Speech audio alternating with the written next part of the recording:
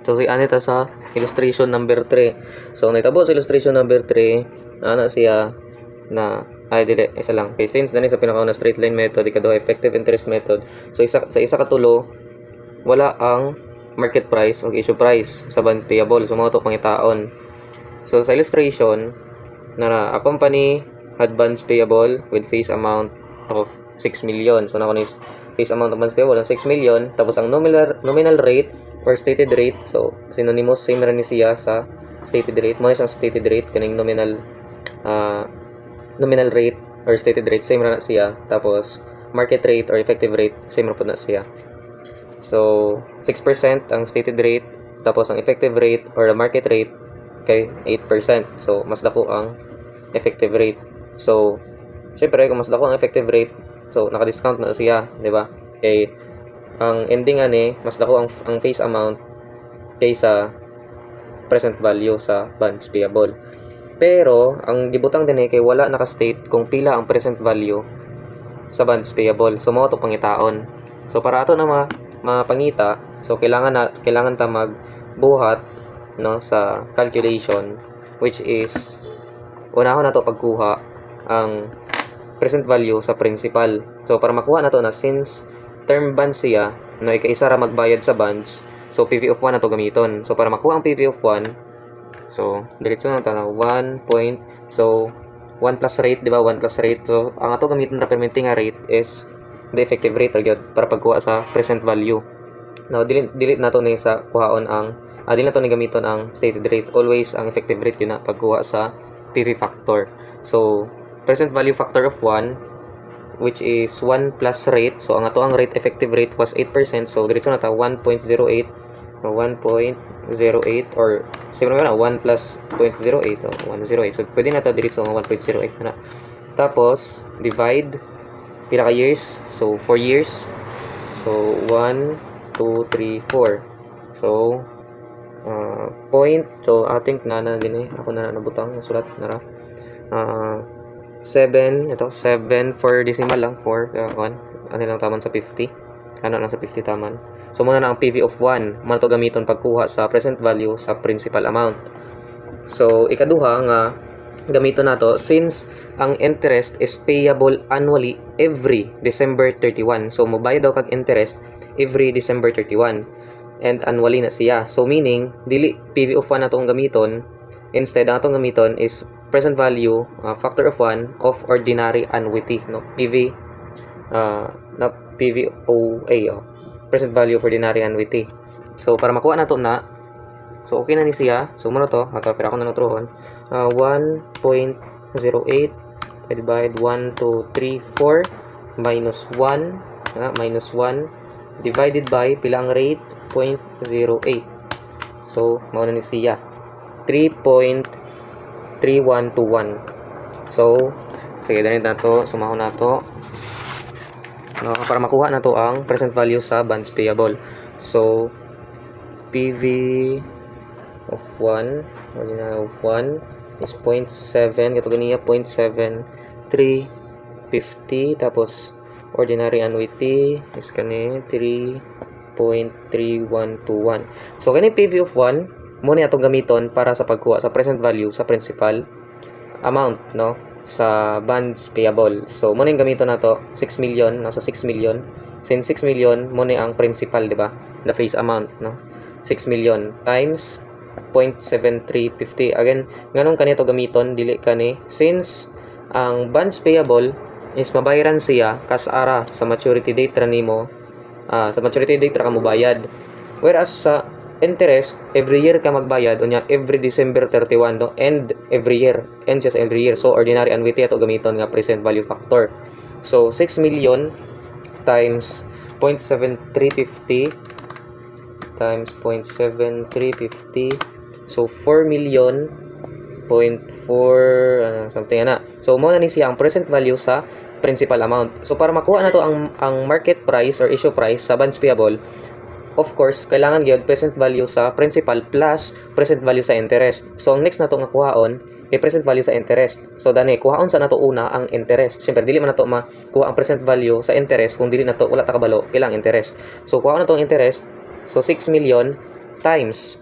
Sige, pangutana, 6% or 8% ba to gamiton? So, in this case, stated rate always ang gamiton sa pagkuha sa interest. Okay, 6 million man to gamiton, di ba?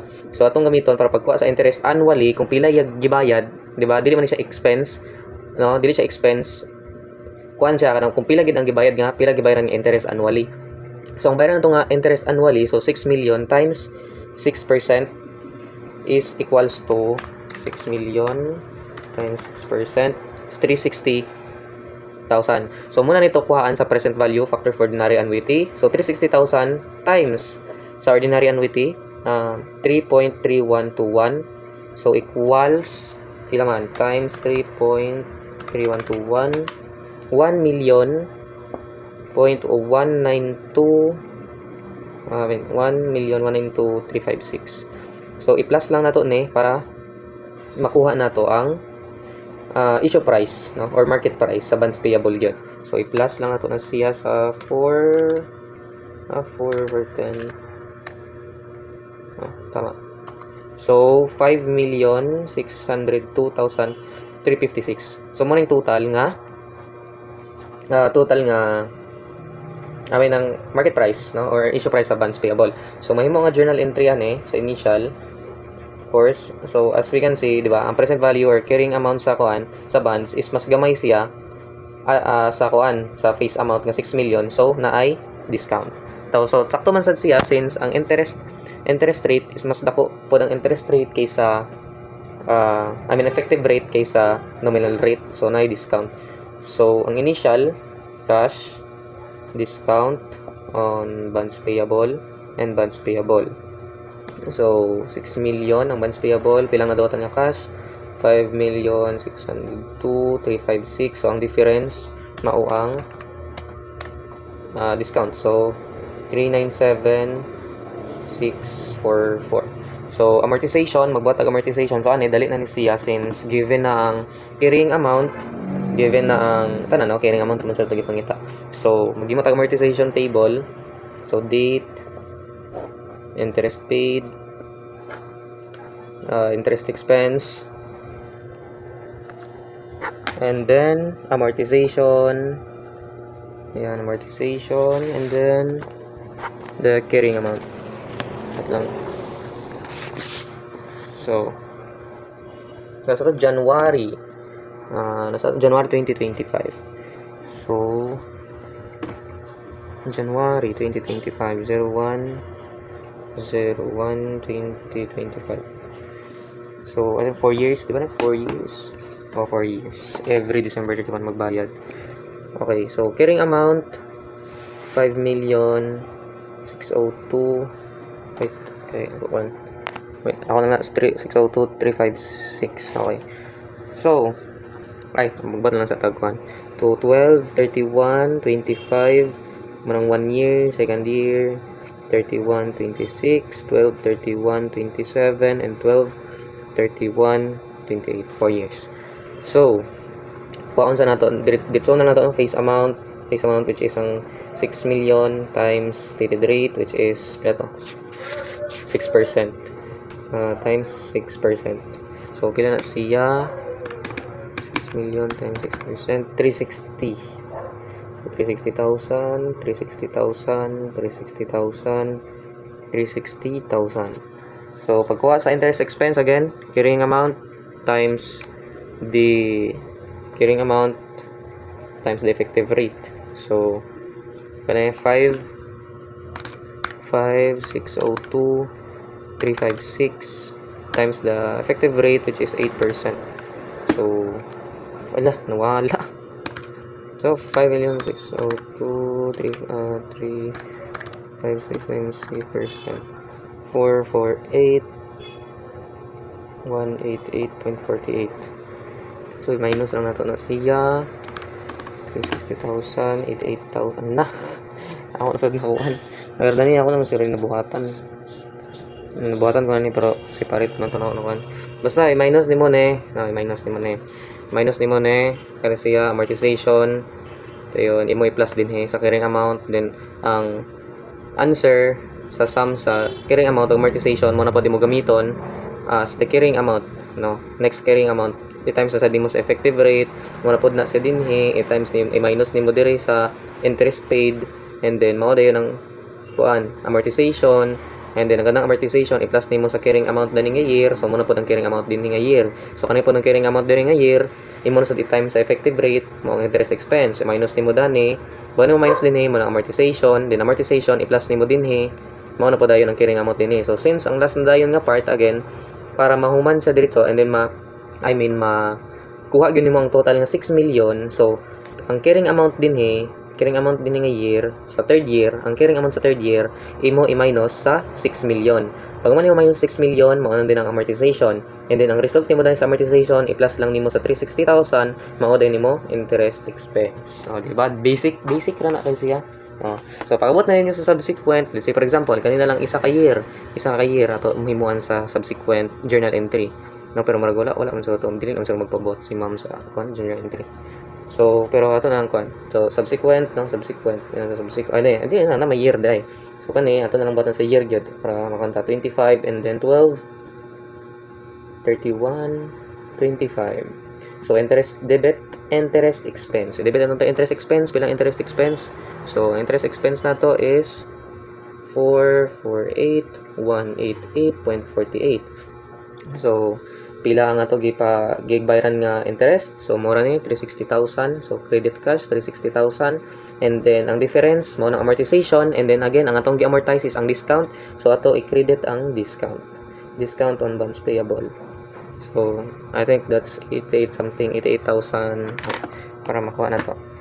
448,188.48 minus 360. 88,188.48. So ang discount na dayon nimo nga 397 na minusa na sa 88,000. Mura to siya. Dayon next dayon kan illustration number 4. Actually mo ni pinakasayon. So dali ra kani siya, masabtan na ninyo ni. So basta gani kuan fair value option, no? Basta fair value option ang gamiton, no? This is true profit or loss, FBPL. Ang inyo ra gid i-matter danhi, ay inyo ra gid tan-awon is pila ang nag-change sa fair value, o wala na may amortization. Actually no, wala amortization sa fair value, since again yung mo gani nga fair value option ang gigamit, like kung pila lang gid ang giingon sa market, kung pila ang giingon sa market nga mao gid ang value, mao na gid ang value. So dili na gid mo magkuan sa amortization, like dili mo makabuot kung pila ang amortization, like mag-base na gid mo kung pila ang market value sa bonds, no? So let's say for example dinhi sa illustration, no, an entity issued 10 million face amount bonds for 10,758,200 with stated interest rate nga 12%. Now the bonds are sold to yield 10%, no, and the interest is payable annually on December 31. So the entity paid bond issue cost of 200,000 on December 31, 2025, and the fair value of the bonds is determined to be 10,600,000. So ang giingon niya, no, sa initial nag-issue siya 10 million nga bonds, pero ang fair value adto nga bonds kay 10,758,200. So mas dako ang market price kaysa face amount. So ang question, na by discount or premium ana? So since fair value option wala, no, walay bonds, walay discount or premium, since walay amortization nga mahitabo ani. So diretso ang pagbuhat nato ani sa journal entry sa initial measurement, diretso na ta sa cash, debit cash, and then credit bonds payable. So pila to 10,050,200. And then karon na bond issue cost. So normally ang bond issue cost, kung wala siya naka fair value, no, wala siya naka fair value option, i-minus nato na ang bond issue cost sa total amount nga to dawatan. Pero since this is fair value option, ang bond issue cost or transaction cost kay expense na nimo siya outright. So ang ato gibuhat ani kinag-debit pud tag transaction cost, tapos nag-credit tag cash na 200,000. Karon dinhi sa December 31, no, kay di ba nagbayad ka og interest since annually, no, na stated rate. So dani pod dili ka magmatter sa effective rate. Ang effective rate niya is 10%. Ang stated rate 12%. Kung fair value option, dili gid nimo tan-aw na ang effective rate. Stated rate ra gid ka permente. So 10 million again pagkuha sa interest expense na ani is that 10 million times 12%. So 1.2 million. Okay, no? Interest expense 1.2 million and cash 1.2 million. Karon, pagka December 12 ko no, nagbago na ang fair value sa bonds, no? Nagbago na ang fair value sa bonds. So ang fair value niya nahimo siya 10 million 600,000. So instead nga 10,758,200 nahimo na lang siya 10,600,000. So karon ang pangutana, na ba kay gain or loss? So to answer, nag-gain siya. Nga naman, nagamay ang value pero nganong nagka-gain? Imagine, 'di ba? Utang ni siya, utang. So kung dako siya, nigamay ang imo utang, siyempre na kay gain, 'di ba? Pero ang baliktad, let's say for example, bonds receivable, pinakauna na kay bonds receivable nga 10,758,200 and then pagka next year nahimo na lang imo receivable nga 10,600,000, syempre na kay loss. Pero since utang man ni nagkautang ta, di nagamay ang value sa to utang, so syempre na tay gain. So para ato ni ma-record ang pagbag-o sa amount, ang ato ra i-record is only ang gain or loss. So since ang difference sa 10,758,200 ug 10,600,000 is 158,200, so mo to gamiton nga value or nga amount, no? So 10 million I mean tong initial fair value sa bonds minus the subsequent value or subsequent fair value, no, which is 10,600,000 minus nato na siya, that is 158,000.